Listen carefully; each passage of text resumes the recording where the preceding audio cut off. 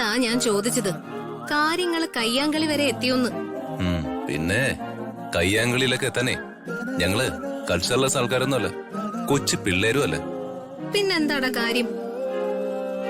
സാധാരണ ഭാര്യമാരാ ഭർത്താക്കന്മാർക്ക് ചായയും കാപ്പിയൊക്കെ ഉണ്ടാക്കി കൊടുക്കുന്നെ. ഇവിടെന്താ നീ കേറി കാപ്പി ഉണ്ടാക്കുന്നെ? എന്തോ കാര്യമുണ്ട്. Something wrong. എന്റെ ചേച്ചി, അത് ഞാനും മാഡം തമ്മില് ലേശം ഉടക്കില്ല. ആദ്യം നീയെ ആ നാണം കെട്ട മാഡം വിളിയൊന്ന് നിർത്ത്. നല്ല തേൻ പുരട്ടിയ ശബ്ദത്തില് മോളേന്നൊന്ന് വിളിച്ച് ഈ ഉടക്കും വഴക്കും ഒക്കെ അപ്പം മാറും. അല്ലെങ്കിൽ എന്റെ പൊന്നേന്നൊന്ന് വിളിച്ചു നോക്ക്. അയ്യേ, ഞാനത്ര ചീപ്പൊന്നുമല്ല പൊന്നെ ചക്കരയെന്നൊന്ന് വിളിക്കാൻ. ഒരു ചേച്ചി ആങ്ങളേക്കായിരുന്നു അഡ്വൈസ് കണ്ടില്ലേ? നിന്റെ ഫാമിലി ലൈഫ് വളരെ സന്തോഷത്തോടെ മുമ്പോട്ട് പോകാനുള്ള അഡ്വൈസുകളാ ഞാൻ തരുന്നത്. ഒരു കോഫി ഉണ്ടാക്കി കൊടുത്താ ഈ പ്രോബ്ലം സോൾവ് ചെയ്യാൻ പറ്റുമെന്നാ എനിക്ക് തോന്നുന്നത്. എടാ, ഇത് ഉടക്കൊന്നും അല്ല, ഇതിന് പറയുന്നത് സൗന്ദര്യപ്പിണക്കമെന്നാ. അന്യോന്യം ആത്മാർത്ഥമായിട്ട് സ്നേഹിക്കുന്ന എല്ലാ കപ്പിൾസിനും സൗന്ദര്യപ്പിണക്കങ്ങൾ ഉണ്ടാവാറുണ്ട്. ഓ, എനിക്കറിയില്ല, ഞാനിതേ ആദ്യമായിട്ടാ. എന്താണ് ആങ്ങളെയും പെങ്ങളും കൂടെ അടുക്കളയില്? ഇവൻ ആ പാവം കൊച്ചിനോട് എന്തോ വഴക്കുണ്ടാക്കി. അയ്യോ, ഞാനൊന്നുമല്ല, മാഡം എന്നോട് വഴക്കട്ടെ. മാഡത്തിന് എന്നോടാ പിണക്കം. അതിനിവൻ ഋതുമോളെ സോപ്പിടാൻ കാപ്പി ഉണ്ടാക്കിക്കൊണ്ട് വന്നിരിക്കുക. അതുകൊള്ള നല്ലൊരു ചൂട് കാപ്പിയിൽ ഒതുങ്ങിക്കോളും ഈ വഴക്കും പിണക്കും ഒക്കെ. അച്ഛനുമായിട്ട് വഴക്കിടുമ്പോ അച്ഛനെ സോപ്പിടാൻ വേണ്ടി അമ്മ ഉണ്ടാക്കി കൊടുത്തിട്ടുണ്ടോ കാപ്പി? ഏയ്, അതിന്റെ ആവശ്യമേ വരില്ല. എന്ത് വഴക്കുണ്ടായാലും ഒരു 10 മിനിറ്റ് കഴിയുമ്പോഴേ നിങ്ങളുടെ അച്ഛൻ എന്റെ അടുത്ത് വരും, കോംപ്രമൈസിന്. പിന്നെ ശരിക്കും വഴക്കിട്ട അങ്ങേരെ ഡറിയാനേ. എന്നുവെച്ച് മുതിർന്ന മകന്റെ ലൈഫിൽ കയറി വെറുതെ എനിക്കങ്ങനെ ഇടപെടാൻ പറ്റുമോ? തന്നെയല്ല, ഈ വക സൗന്ദര്യപ്പിണക്കങ്ങളൊക്കെ ഭാര്യയും ഭർത്താവും തമ്മിൽ തീർക്കുന്നതാ അതിൻ്റെതായ ഒരു ഭംഗി. എടാ, ദാമ്പത്യ ജീവിതത്തില് ഇതൊക്കെ സർവ്വസാധാരണ.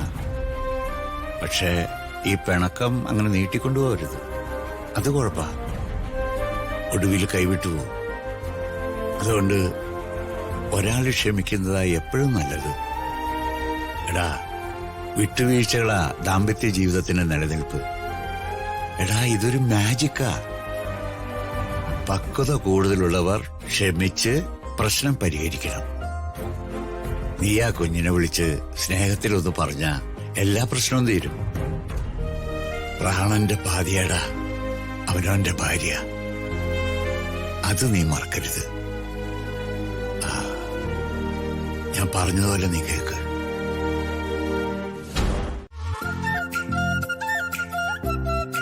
എന്താ നിങ്ങൾ തുടങ്ങിയ ഓട്ടം തുള്ളല്? അങ്ങോട്ട് നോക്ക് മാഡം.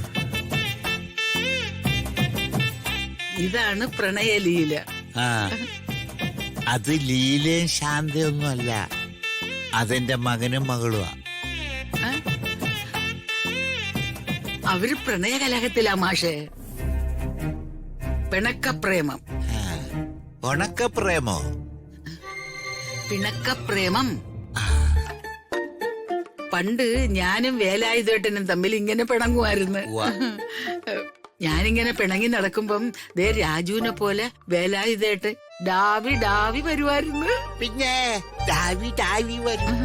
പിന്നാലെ വരുന്നതേ അമ്മിക്കല്ലുമായിട്ടായിരിക്കും നിങ്ങളുടെ തലക്കിട്ടടിക്കാൻ. അയ്യോ, എന്റെ വേലായുധേട്ടൻ ഇന്ന് വരെ എന്നെ തല്ലിയിട്ടില്ല. ഞാൻ അങ്ങോട്ട് കൊടുത്തിട്ടേ ഉള്ളു. ഡിസ്റ്റർബ് ചെയ്യാതെ ഒന്ന് പോതള്ളേ. ആ പിള്ളേര് എന്തെങ്കിലും വർത്താനം പറയട്ടെ. പറയട്ടെ.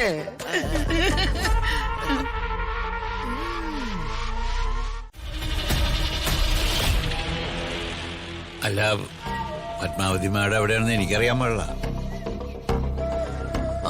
അവരുടെ ഫോൺ നമ്പർ ഉണ്ടോ? അത് എന്റെ കയ്യിലില്ലടാ. പുള്ളിക്കാരിയുടെ ഫോൺ നമ്പർ ഇപ്പൊ മാറി.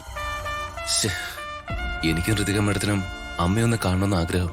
പത്മാവതി മാഡവും വർമ്മസാറും തമ്മിൽ വലിയ പിണക്കത്തിലാണ്. സാറിന്റെ അനുവാദം ഇല്ലാതെ ഋതുമോള് അമ്മയെ കാണുന്നത് വലിയ പ്രശ്നത്തിലെ അവസാനിക്കും.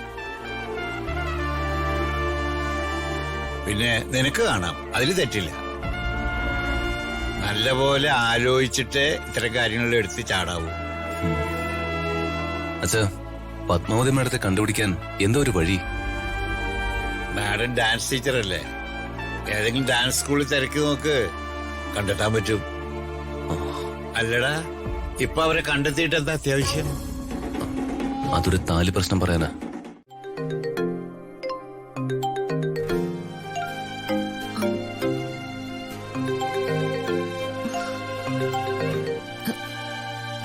ഹലോ അച്ഛാ.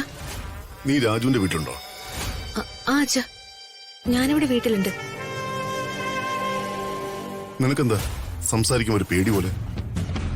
എന്തെങ്കിലും കണ്ട് പേടിച്ചോ? ഇല്ല അച്ഛാ. രാജു കൂടെയുണ്ടോ? കൂടെയുണ്ട്. എന്താ, ഫോൺ കൊടുക്കണോ? വേണ്ട വേണ്ട, ഞാൻ വിളിച്ചത് മറ്റൊരു കാര്യം പറയാനാ.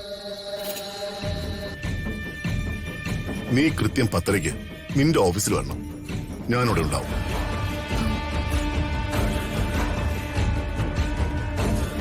എന്റെ തിരക്കുകൾ നിനക്കറിയാമല്ലോ. കൃത്യം 10:30 തന്നെ വന്നിരിക്കണം. ആ, ഞാൻ വരാം അച്ഛാ. 1 മിനിറ്റ് അങ്ങോട്ടോ ഇങ്ങോട്ടോ മാറാൻ പാടില്ല. ഞാൻ കൃത്യസമയത്ത് തന്നെ എത്തിക്കോളാം അച്ഛാ.